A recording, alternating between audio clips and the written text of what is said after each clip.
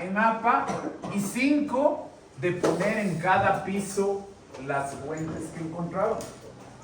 Ahí estaba, ¿dónde está el Santiago? Ahí están los pisos: 1, estudios originales; 2, revisión sistemática; 3, guías de práctica clínica; 4, sumarios de referencia. Usted repite un piso y tiene 5 fuentes con 5 referencias. Usted tiene, para poder ver la tarea, el ejemplo, el modelo de la tarea que está acá, donde le sugiero, para poder entender qué hizo la navegación de la búsqueda, poner las capturas de pantalla de los artículos. Tiene el enlace de un youtuber que busca en PubMed. Recuerde, PubMed es buscador, no es referencia. Tiene la presentación en PDF en la que yo le expliqué qué es cada piso de la pirámide de evidencia. ¿Dudas, Carlitos? Lo que pasa, a ver, las guías de práctica, por ejemplo, bueno, no sé si existe una página donde lo pueda buscar, pero la última que yo encontré actualizada es del 2019. ¿Y la de Ecuador? No, esa es de Perú. La de Ecuador está del 2012. Ya, entonces no aplica. Ecuador, lastimosamente, su última guía publicada es para hipertensión arterial 2019. Por lo tanto, guías ecuatorianas no aplican. Sugiero Colombia, México, España o Chile. O guía de práctica clínica de una sociedad de especialidad. Por ejemplo, la guía de la Sociedad Española de Reumatología para osteoartritis de masa. La guía de práctica clínica es un país o un grupo colegiado. Sociedad de Reumatología de Estados Unidos, Sociedad de Reumatología de España. Y si, por ejemplo, en los artículos me aparece, el título del artículo es, por ejemplo, tratamiento para artritis en manos, en rodilla y...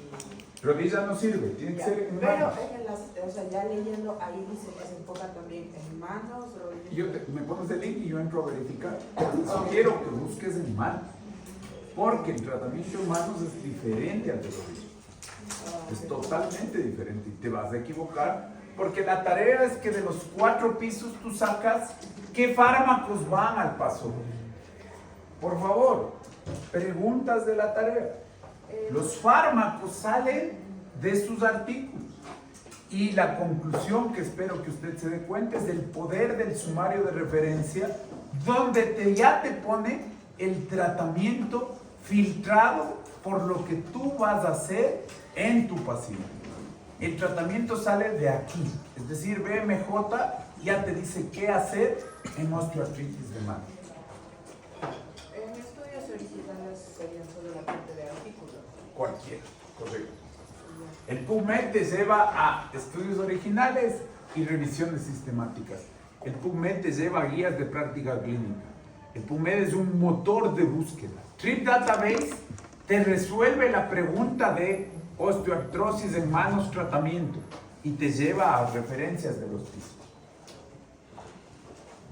Preguntas de la tarea, por favor. 5 artículos, 5 aguas. Y después de buscar, tenemos que hacer la familia de los fármacos. Te dice qué fármacos son y completas del paso 2. ¿El paso 2 qué es? Con los fármacos de la familia 3, el mecanismo de acción. De 4, máximo son 4 fármacos. Pero solo aquellos que me nombran que son de primera línea. De primera línea, y yo ahorita hice el BMJ para este caso y hay 3 opciones. Máximo 4 opciones deberían ir al paso 2. No es una tarea tampoco muy larga. Y de hecho, ¿qué estoy calificando? La búsqueda bibliográfica. El aprender a prescribir evidencia más que las reglas de un fármaco, sino lo que ha demostrado que sirve. Preguntas. Por favor, vale estos 2 puntos. Me quedo aquí hasta que me... Santiago, ¿está claro? Estamos. Está publicada ya la otra. Déjenme ver si ya le publiqué la otra.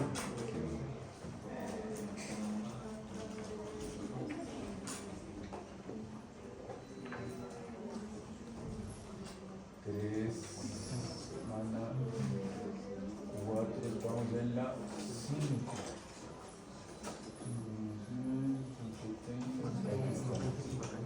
Aspectos aspecto positivo de la historia de la farmacología. ¿Cuántos grupos tienes, Benjamín? ¿Cuántos grupos vamos? Como unos... Yo creo que están completos, si no que no me mandan los nombres completos de los integrantes. Eso ya, con que reserve el tema ya nada más. Sí, el tema ya es está. importante. Ya está. Equipos de 5 personas, esto ya está publicado. Elegir el tema positivo, salvó vidas del fármaco, un punto.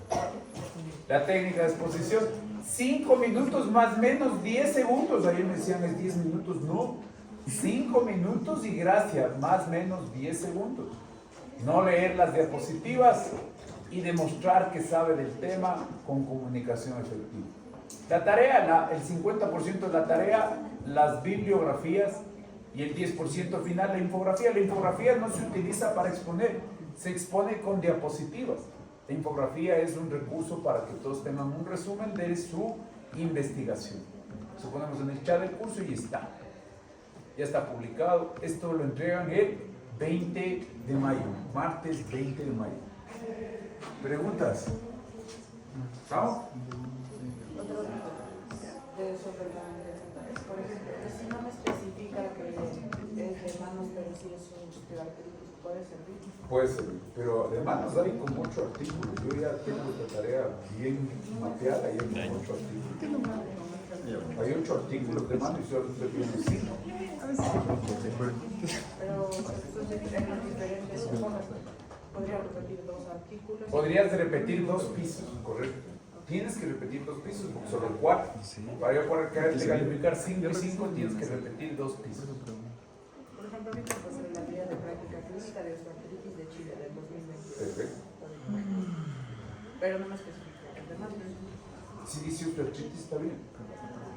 Si no dice osteoartritis de cadera y de rodilla, quiere decir que va a tratar de todo. Si te dice osteoartritis de rodilla, quiere decir que va a priorizar eso. Por ejemplo, encontré un artículo que igual me dice como... ¿Cuánto te estás demorando en encontrar los artículos? Entre... 15 segundos. Entonces lo que hay que hacer no solo es encontrar artículos, sino ver el resumen que dice. Sí, por eso, entonces me metí a la parte del resumen y en la parte del resumen decía las articulaciones a las que van dirigidas y ahí revisaban de las manos. Yo creo que hay mejor. Yo creo que hay mejor.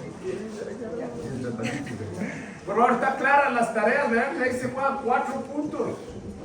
Para algunos es muy importante esos 4 puntos. Vamos. Ok. Nos toca el segundo capítulo del sistema nervioso central. A ver, esta es la rúbrica que está puesta ahí en la tarea. 5 fuentes, 5 APAs. 4 pisos, 1 repite. Solo esto es calificado. La tarea es búsqueda de evidencia. Ok, siguiente capítulo. Capítulo 31. Opiáceo. Seguimos en sistema nervioso central. Los opiáceos que me den el cuadro básico en alcaloides naturales: morfina, hidromorfona, oxicodona y codeína. Derivados de la orapavina, buprenorfina, y otros tienen mecanismo combinado, el tramadol. Entonces, la ética, la vocación médica nos obliga a controlar el dolor, y una de las herramientas más importantes, especialmente para el dolor crónico de carácter oncológico, son los opiáceos. Debemos ser expertos en opiáceos. Capítulo 31. Agonistas y antagonistas de opioides. Yo estoy haciendo solo recalcio porque no me digas que me meto en otros libros. Sale de la amapola, su fuente natural es el Papaver somniferum. El Papaver somniferum nos permitió, si recuerdan esta diapositiva, reconocer cómo el producto natural se debe extraer, en este caso un opio, y luego purificar para sacar todos los principios activos de esta planta. Entonces, el alcaloide de los opiáceos es la morfina por tradición.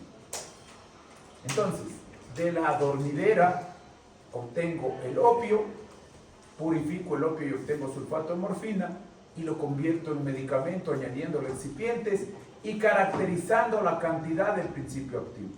Todo esto en 1803 lo hizo Friedrich Serturner y le puso morfina por la sedación que producían los animales, vinculándole al dios griego del sueño, Morfeo. Vamos a ver, péptidos endógenos. Si usted tiene un tiempito o ya vio, el efecto placebo se explica así. El cuerpo fabrica péptidos endógenos para ejecutar el efecto placebo. Tenemos alcaloides como morfina, semisintéticos, modificación del alcaloide, y sintéticos, totalmente obtenidos en laboratorio. Los opiáceos tienen antagonista, antídoto, la naloxona, agonista parcial, la codeína, que el cuadro básico nos dice, ojo, te estoy poniendo para dolor, no para la tos, y el agonista total, morfina. Entonces, de acuerdo a la eficacia máxima de la curva de farmacodinámica dosis-respuesta, tengo estos componentes. Les presento un nuevo componente. Se llama nalbufina. ¿Qué es la nalbufina? Es la combinación de un agonista para receptores deseados y antagonista en los receptores de los efectos adversos. Entonces, este se cataloga como agonista antagonista. Va diseñado específicamente para hacer lo que quiero y no ocupar los receptores de los efectos adversos. Estos son los receptores, tal como los presenta el libro, descubiertos para los péptidos endógenos. ¿Cuáles son los péptidos endógenos? Endorfinas, encefalinas y dinorfinas. Y se unen a los receptores mu, delta y kappa con diferente selectividad. El mu es analgesia, sedación. Por ejemplo, la buprenorfina va a esto, genera analgesia, genera sedación. Sin embargo, antagoniza el mu y no tiene problemas con la respiración. Entonces, el mu es analgesia, sedación, problema, bradypnea, problema, estreñimiento, interfiere en la liberación de hormonas y neurotransmisores. El delta, analgesia, modificación de hormonas y neurotransmisores. El kappa, analgesia, efectos psicomiméticos y estreñimiento. Entonces, el nuevo concepto que presentamos es agonista-antagonista. En farmacocinética, nosotros aprendimos el efecto del primer paso a partir de morfina. La morfina de Serturner en tabletas se absorbe al 100%, pero el hígado le desactiva en un 67%, dejándole solamente en una biodisponibilidad del 33%. Soluciones al efecto del primer paso que tiene la morfina de Serturner.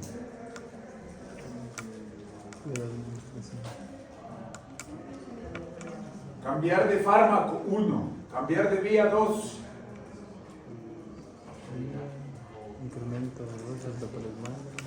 No. Por ahí vas. ¿Qué dijimos? Incrementar la dosis o cambiarle la estructura. Entonces, ¿qué es lo que voy a hacer? Los opiáceos son tan buenos y el laboratorista me cambia la estructura y en vez de darme morfina bioral, me da codeína bioral y oxicodona bioral. Este hay que tenerle muy en cuenta porque es el causante de parte de la epidemia de la crisis en Estados Unidos de los opiáceos. Les puse un video para que ustedes actualicen ese conocimiento.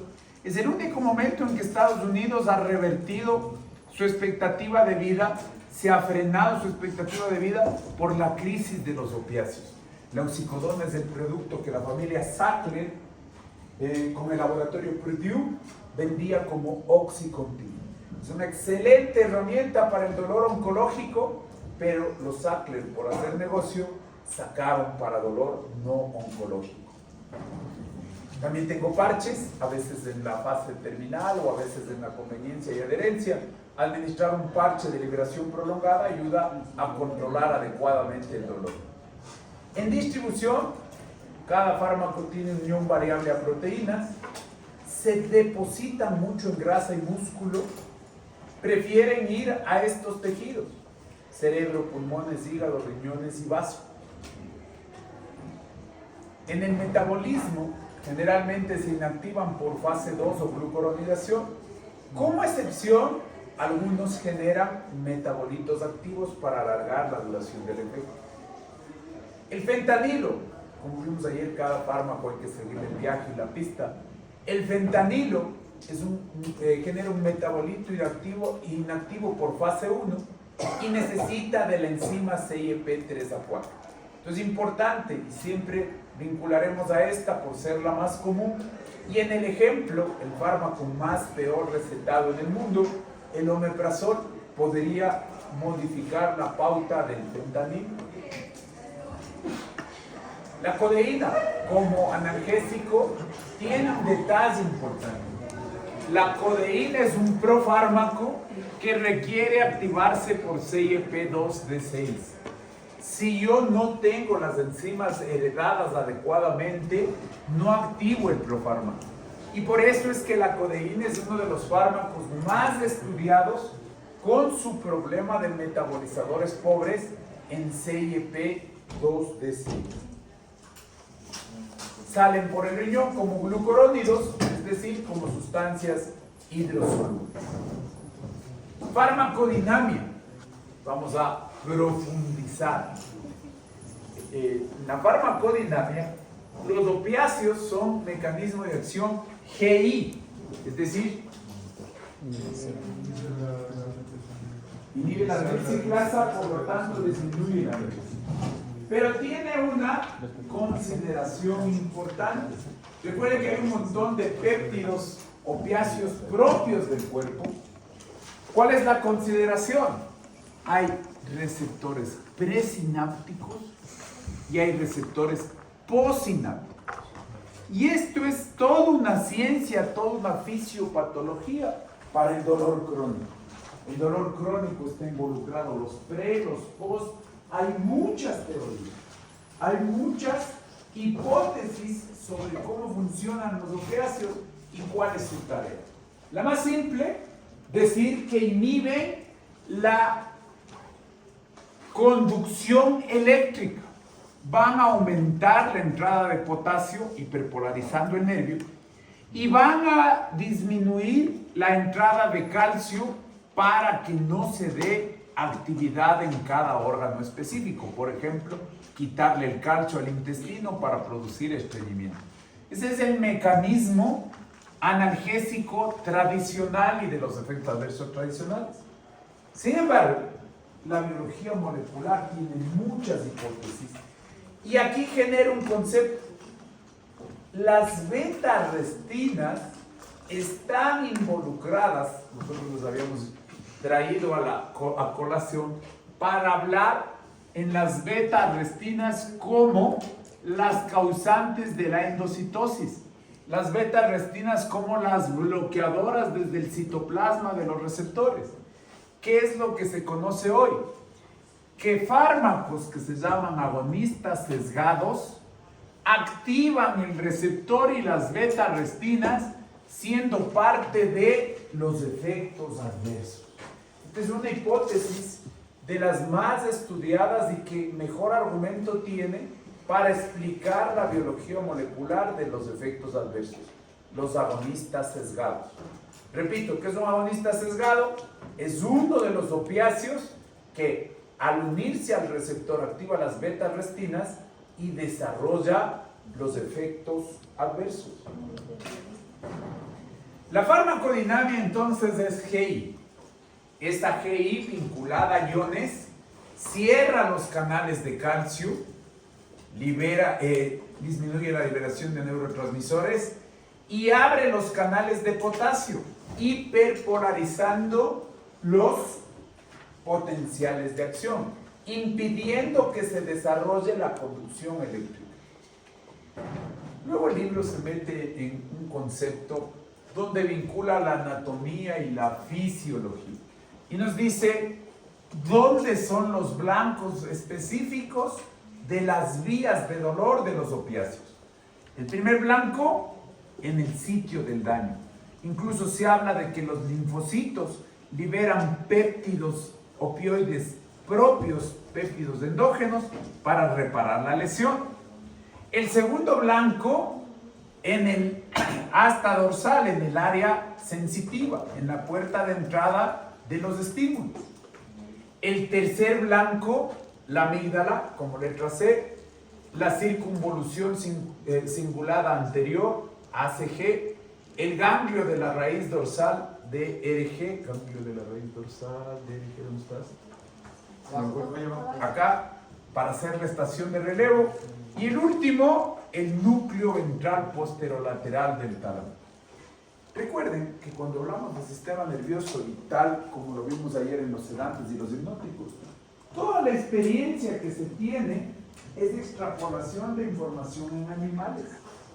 Conforme los opiáceos se han estudiado más en humanos, se va develando información, pero mucho de lo que vemos es hipótesis. Entonces, estos son los sitios de predominio de acción de los opiáceos para controlar el dolor. Acá nos habla de cómo en el circuito intracerebral las vías descendentes, recuerden que las ascendentes son sensoriales, las descendentes son ejecución de información, hay un vínculo al neurotransmisor GABA y hay un vínculo al neurotransmisor glutamato. Entonces, los opiáceos funcionan influyendo en el GABA para, en ciertos casos, estimular el dolor. Suena discordante, pero los opiáceos, especialmente los endógenos, forman parte del dolor, y los analgésicos inhibir y favorecer que no se transmite el dolor. Estos son capítulos completos, libros completos para dolor, especialmente el dolor crónico, donde las neuronas se vuelven hipersensibles y hay muchas hipótesis para tratar de explicar qué es lo que está pasando. Estos son los sitios en la vía descendente que nace en la corteza. Va al mesencéfalo, especialmente al núcleo gris que le rodea el acueducto, luego a la protuberancia y la médula y termina en el asta dorsal. Todos estos procesos son influenciados por los opiáceos. En el texto se habla un montón de esto. Yo me he permitido solamente simplificarlo a los gráficos. Ok, conclusión: la morfina, los péptidos endógenos, tienen varios sitios de acción para producir exceso de dolor o inhibición del dolor. Tienen varias interrelaciones con neurotransmisores, tienen varias interrelaciones en diferentes puntos de la anatomía. Y como les explico, esto se seguirá reconociendo a futuro.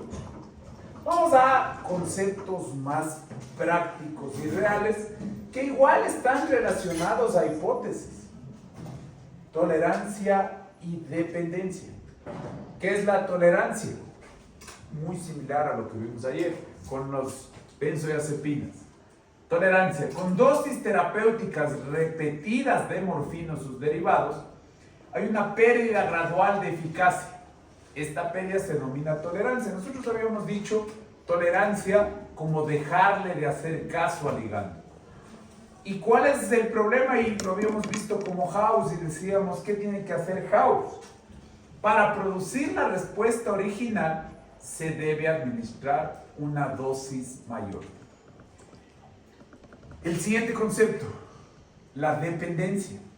Cuando se suspende un medicamento o se administra un antagonista, se genera dependencia física, que se define como los síntomas de abstinencia. Las mismas definiciones que para benzodiazepinas.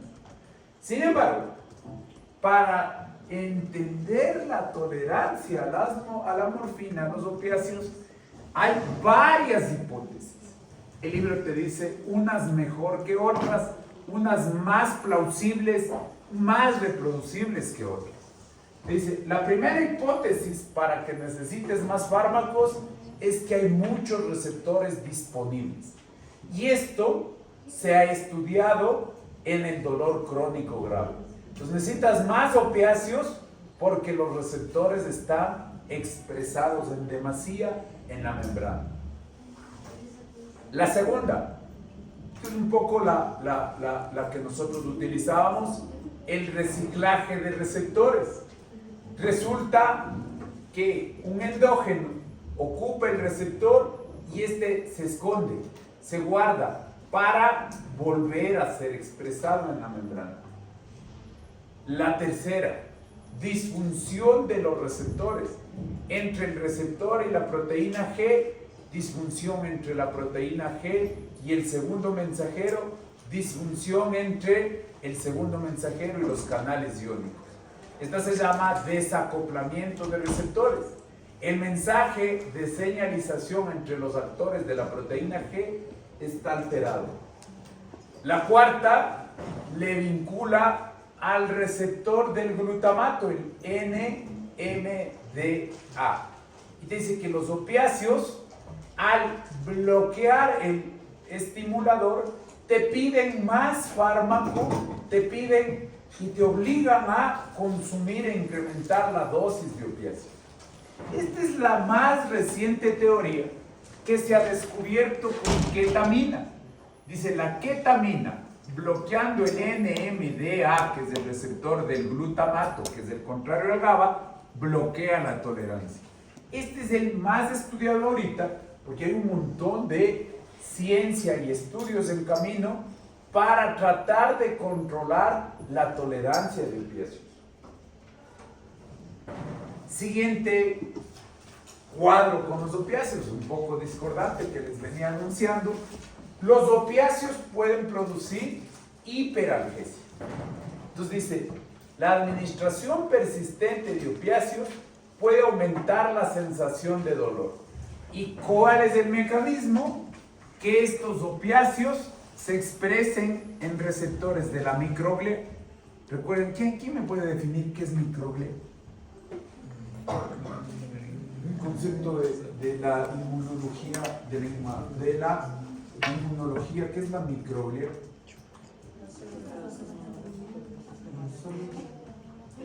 Para ser más didácticos, los macrófagos del sistema nervioso.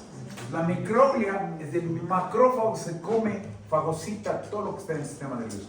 Y aquí hay receptores que están vinculados a la hiperalgesia o metabolitos que se unen a receptores TL4 para la hiperalgesia. Es raro, todavía no está investigado, pero resulta que hay pacientes que al recibir opiáceos les incrementa el dolor.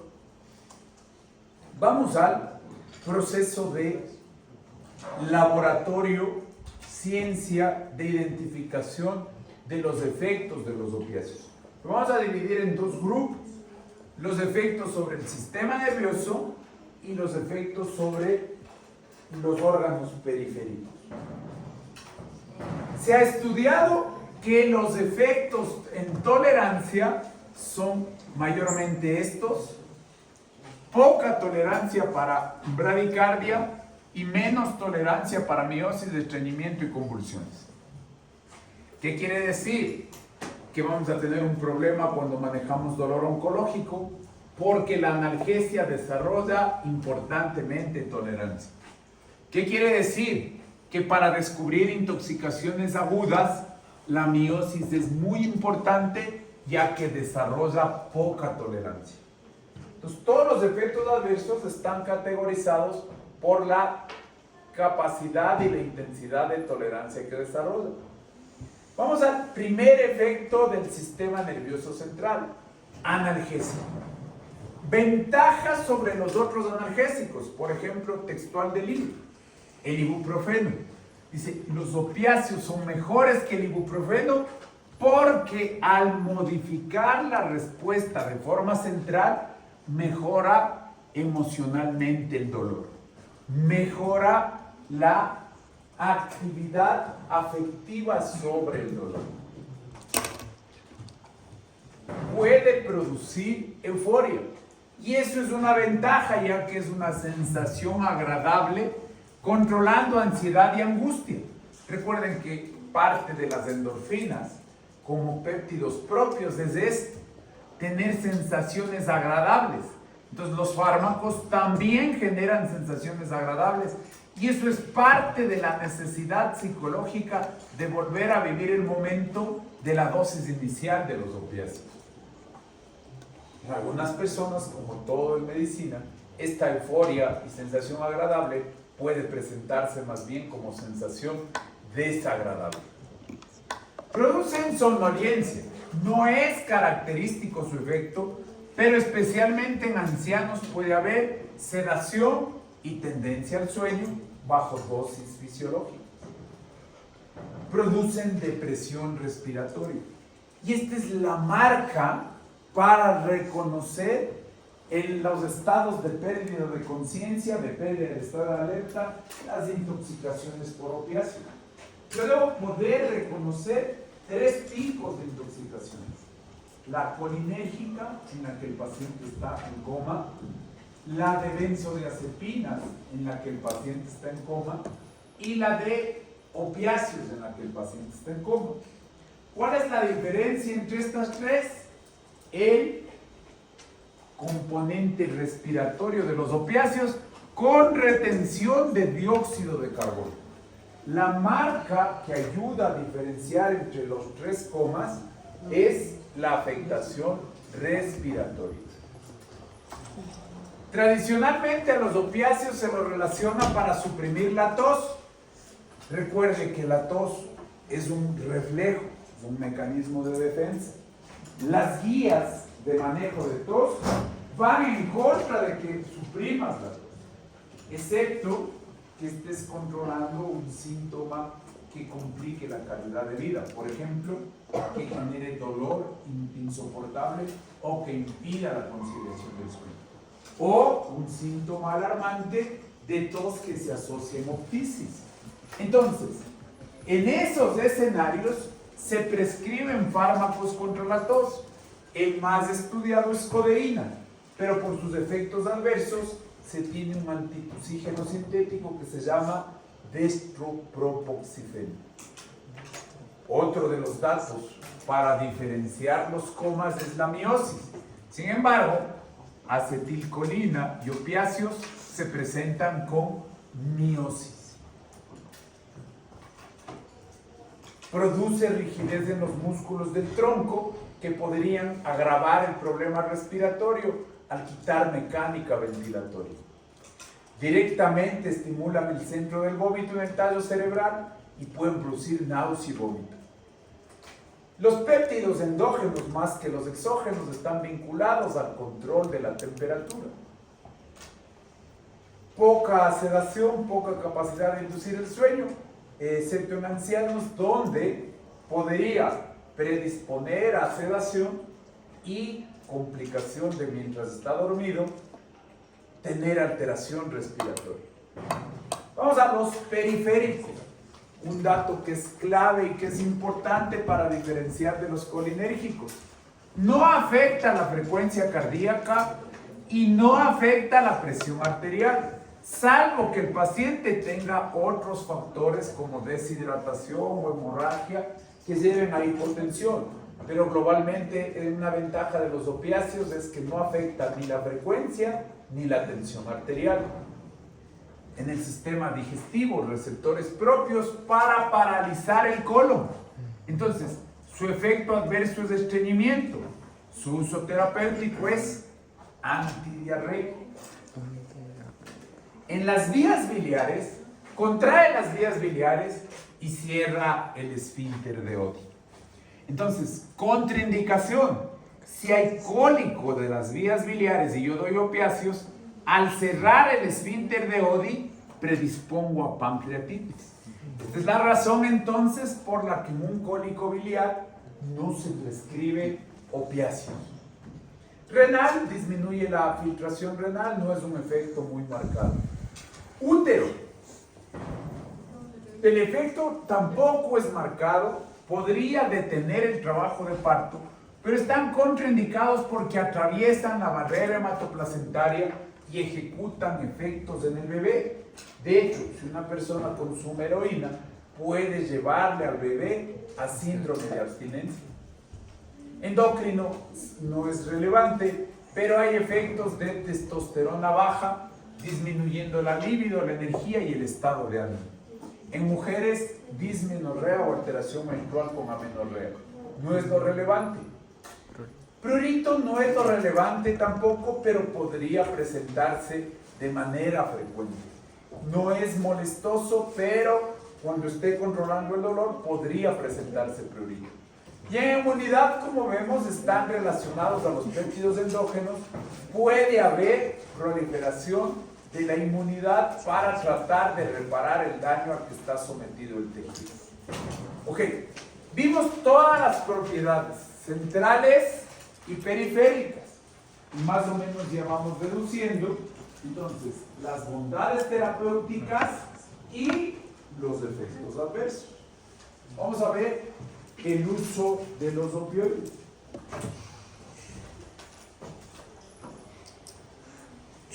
Primero, el dolor.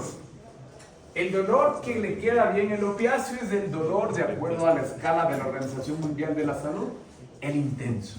Entonces dice, usted tiene que escoger los opiáceos con validación de la vía de administración, de acuerdo a las diferentes formas farmacéuticas que tiene, la duración del efecto, el efecto máximo, la morfina es 100% agonista total, la codeína es parcial, por cuánto tiempo le va a dar, cómo va a supervisar los efectos adversos, en base a experiencias previas con opiáceos, y ojo, hay que buscar cómo el entorno familiar va a evitar los riesgos de abuso de opiáceos, cómo el entorno familiar va a evitar y supervisar el riesgo de dependencia de opiáceos. Entonces, los opiáceos se manejan en dolor agudo, generalmente un postoperatorio, escogiendo el que tenga mayor actividad intrínseca, es decir, el que más llegue a la eficacia máxima. En el dolor crónico, el problema es el desarrollo de tolerancia, la dependencia, y hay que tener cuidado de que si hay alguien que necesita opiáceos, yo te receto, le puedes vender como oro. Entonces, yo desviar mis opiáceos para obtener una retribución económica. La idea prioritaria de los opiáceos, hasta antes del marketing incorrecto de los opiáceos, era controlar el dolor del cáncer y controlar el dolor de la fase terminal. Pero hoy se sabe que como hay defectos en los opiáceos, se requiere un método multimodal, varias estrategias para controlar el dolor y un equipo multidisciplinario. Entonces, ¿qué es lo que tenemos que tener cuidado? La estrategia de los opiáceos era una presión comercial que le decía al médico, oiga, usted no es ético, ¿por qué le dejan con dolor a su paciente? Y eso, equilibrarlo con la dificultad de acceso. No es que yo pueda conseguir los opiáceos fácilmente, ya que tienen receta bajo prescripción y supervisión, igual que las benzodiazepinas, receta de estupefacientes y psicotrópicos. Otros usos, generalmente morfina se utiliza como adyuvante para el edema agudo de pulmón. ¿Cuál es el tratamiento del edema agudo de pulmón, Jael? Paciente con esta radiografía, tratamiento. La morfina puede ayudar, pero ¿cuál es el tratamiento de este paciente?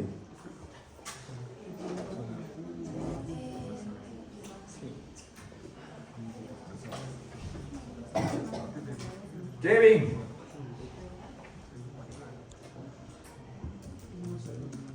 Santiago. ¿Qué? Furosemida. Entonces, la morfina puede ayudar por controlar la ansiedad de la falta de aire, puede ayudar al dilatar las venas y mejorar y reducir la precarga, y puede ayudar bajando la resistencia periférica a la poscarga. Entonces, la morfina puede ser un adyuvante al diurético furosemida. Supresión de tos, lo que les decía, ¿no? Por regla no se debe suprimir la tos, salvo que hay un problema de calidad de vida, alteración del sueño o hemoptisis. Para diarrea, el antidiarreico derivado de los opiáceos tradicionales, la loperamida. Sin embargo, hay un problema. Esto podría utilizarse en un país con condiciones sanitarias adecuadas y si la diarrea es un problema de la función motora del intestino. Sin embargo, en Ecuador, al no tener las condiciones sanitarias adecuadas, la diarrea no debe cortarse porque asumimos que es infección. Entonces, ¿qué es lo que esperamos? Que la diarrea, digamos, para ser didácticos, lave el intestino. Si es que hay riesgo de hipotensión y hipovolemia, se podría cortar la diarrea con el opiáceo loperamida. Otros usos, como los barbitúricos, como su capacidad de influir en el sistema nervioso central, parte de la inducción de la anestesia. Otros usos, ya en vías de administración, en el posoperatorio, dejarle al paciente con esta máquina que se llama analgesia controlada, en la que él, de acuerdo al dolor, va aplastando el botón y este aparato tiene filtros que controlan la cantidad de fármaco que le da, pero le deja a voluntad al paciente a controlar el dolor. Pues las formas farmacéuticas para control del dolor tienen muchos escenarios. Por ejemplo, parches. O en el escenario clínico de un paciente terminal, estos se llaman chupetes de fentanil, en los que el paciente, en su incapacidad de deglutir, lo absorbe por vía sublingual y genera un alivio del dolor.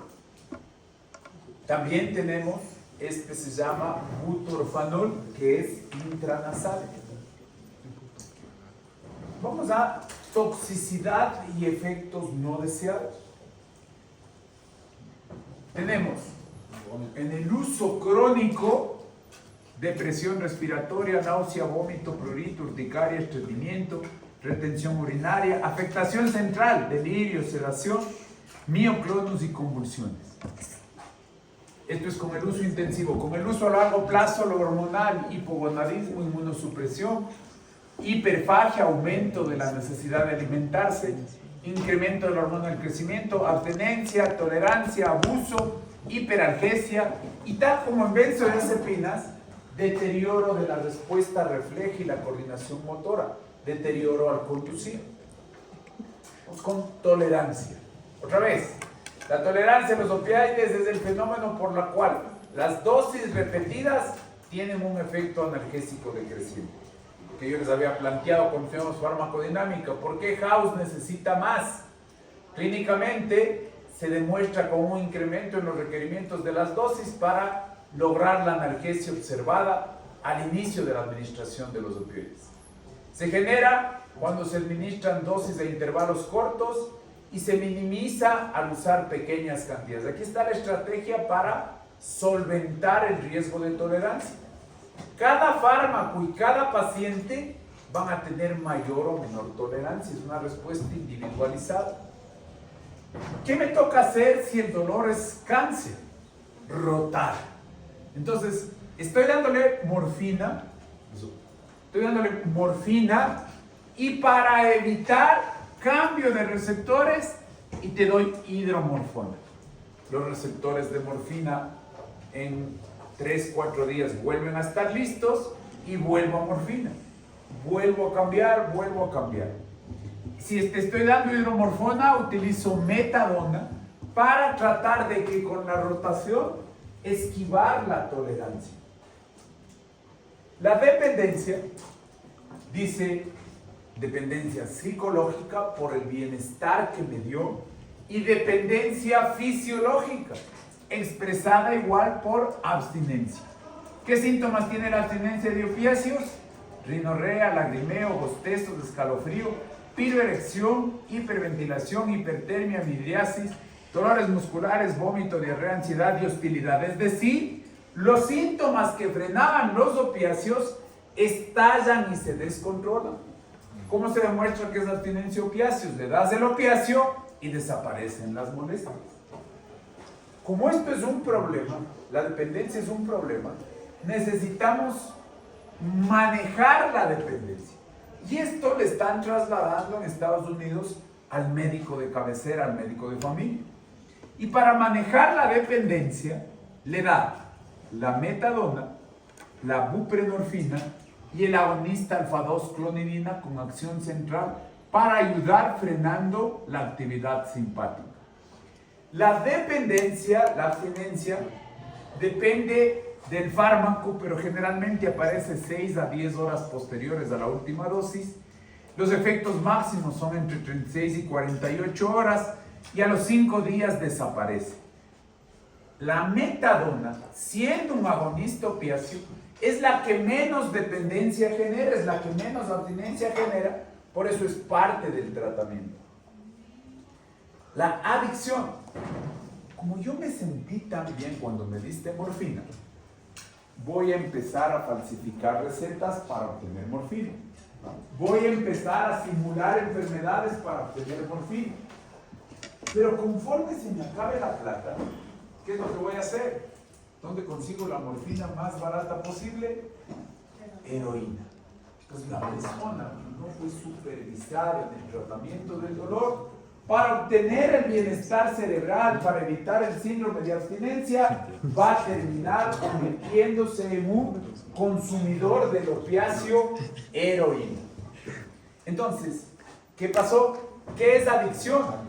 Enfermedad primaria y crónica de recompensa cerebral, motivación, memoria y circuitos relacionados. Hay una dependencia física y psicológica. Estos circuitos me llevan a manifestaciones biológicas, psicosociales y sociales características. ¿A qué se refiere? Soy capaz de romper la ley por obtener a lo que soy adicto. No me importa mis hijos, mi matrimonio, mi estabilidad laboral, mi universidad, y eso refleja adicción. La adicción puede ser a varias cosas, estamos hablando ahora de opiáceos. La búsqueda de la adicción es patológica, busca las recompensas a través del uso de sustancias y comportamientos. Estos conceptos aplican a cualquier adicción.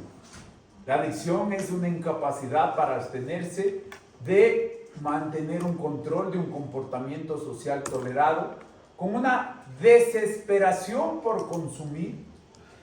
Se olvida de los problemas principales, pierde el trabajo, pierde la promoción en el sistema académico, se divorcia. Los adictos terminan cayendo en un vacío que es bien difícil de recuperar. Entonces dice, para evitar la adicción, administre los fármacos, prefiera no opiáceos a los opiáceos, dependiendo la intensidad del dolor, especialmente en el tratamiento crónico. Busque combinaciones de analgésicos o compuestos que no generen dependencia. Entonces, la primera regla, dolor, no opiáceos. Segunda regla, evalúe la continuación del tratamiento y la necesidad del paciente. Tercera regla, establezca un plan y supervise la dependencia física. Muchas veces, para saber que el paciente está sin consumir de opiáceos, se le empieza a hacer pruebas de orina para detectar que no hay opiáceos en la orina. Por eso se le involucra a la familia. Y por eso en el tratamiento de adicciones se involucra a los centros de desintoxicación, donde el paciente pasa permanente o por mucho tiempo, muchas horas, para que no tenga la oportunidad de escaparse a conseguir la heroína. Una vez que llegues a la dosis eficaz, debes tratar de buscar otros adyuvantes para el manejo del dolor. Yoga, calidad del sueño. Ese es el problema del dolor crónico, que el paciente no secreta sus endorfinas propias y eso exacerba el dolor. El derecho del paciente es controlar el dolor. Por ética, por vocación, le vamos a controlar. Pero tenemos que evaluar bien a qué paciente le damos. Generalmente en Estados Unidos, cuando hay problemas de dolor crónico, se utiliza una clínica específica del dolor. En Ecuador eso es muy complicado y muy costoso. Igual que vimos benzodiazepinas, los opiáceos deben evitarse en interacciones con otros sedantes, ya que se agravaría la sedación. El cuadro básico a nosotros nos da tramadol. que también como la codeína requiere de CYP2D6 para trabajar en su metabolismo. Sin embargo, el tramadol tiene una ventaja. Poca unión como opiáceo al receptor mu. Su trabajo más importante como fármaco del sistema nervioso central es bloquear la recaptación de serotonina y noradrenalina. Sus reacciones adversas son dos, graves, por suerte no frecuentes: crisis convulsivas y síndrome serotoninérgico. Síndrome serotoninérgico es una iatrogenia en la que el exceso de actividad de serotonina le pone un compromiso vital al paciente. Si no se le da tratamiento, puede fallecer.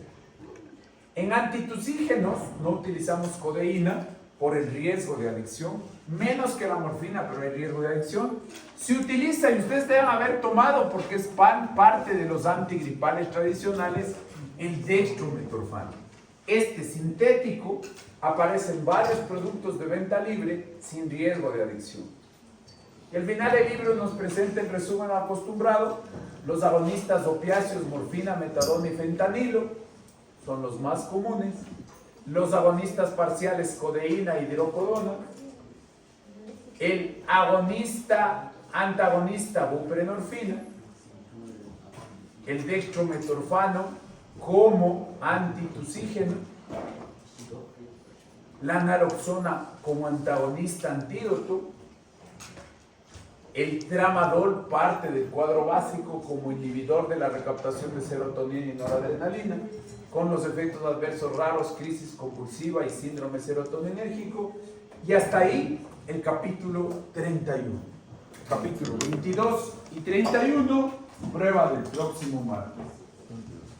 ¿Preguntas? Quédese quien quiera aclarar temas, porque recuerde que tenemos que dar el examen acumulativo del sistema nervioso autónomo. Quien quiera aclarar dudas, quédese. Con los demás, quiera libre. Vaya a tomar aire, vaya a descansar.